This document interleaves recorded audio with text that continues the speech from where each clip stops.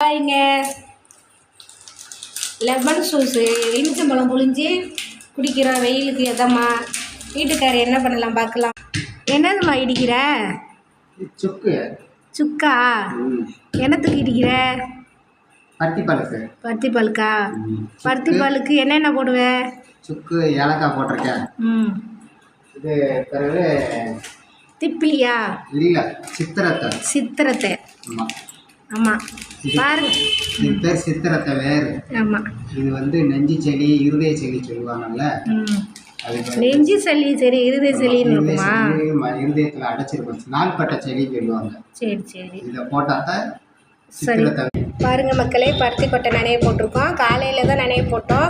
காலையில் 5 மணிக்கு எழுந்து நனைய போட்டிருக்கோம். இது சாயந்தர வியாபாரத்துக்கு ரெடி பண்ணிக்கிட்டு இருக்கோம். இது வந்து ஒரு கைப்பிடி பச்சரிசி கொஞ்சம் கூட நனைய போட்டிருக்கோம். இது கொஞ்சம் போட்டால் தான் கொஞ்சம் கொலப்பு கிடைக்கும். இந்த 2 தேங்காய் பருத்தி பால்களில் போடுவோம். இது வெல்லம், மண்டை வெல்லம். இது பருத்தி பாலுக்கு போடுறது பார்த்தீங்களா.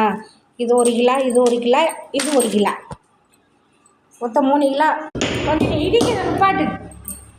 நாங்கள் இவ்வளோ பொருள் போட்டு காய்ச்சிற மக்களே. இதை 10 ரூபாய்க்கு வாங்குறதுக்கு மக்களுக்கு யோசனை பண்ணுறாங்க. இதுக்கு தனியாக கப்பு வேறு இருக்குது. சாதாரண டீ கடைக்கு போனாலே 12 ரூபா 15 ரூபான்னு விற்காங்க. நாங்கள் இவ்வளோ போட்டு இங்கே ஆட்டணும், பருத்தி கொட்டை ஆட்டுறதும் கட்டுறோம். அவ்வளோ தூரம் ஆட்டி போடுறோம். ஒரு கிளாஸ் 10 ரூபா. 10 ரூபாயா அப்படிங்க. என்ன பண்ண சொல்கிறீங்க? நான் உடம்புக்கு நல்லதை வந்து யோசனை பண்ணி வாங்குறதுக்கு வாங்குவாங்க. இருந்தாலும் 10 ரூபாயா அப்படிங்காங்க. அடுத்து மிளகு, திப்பிலி எல்லாம் இருக்குது. இது காசு மட்டும், இது வருமானம். இது போடுறதுக்கே நாங்கள் 1000 ரூபா வேணும். இதுக்கு போக நாங்கள் எப்படி வருமானம் இருக்குது? ஒரு 10 ரூபா, அதுக்கு அவ்வளோ 10 ரூபாயா அப்படிங்காங்க. உடம்புக்கு நல்லது, வாங்கி குடிங்க. எல்லோரும் சப்போர்ட் பண்ணுங்கள், குடிங்க. பருத்தி பால் எங்கே இருந்தாலும் வாங்கி குடிங்க. டாட்டா பாய்.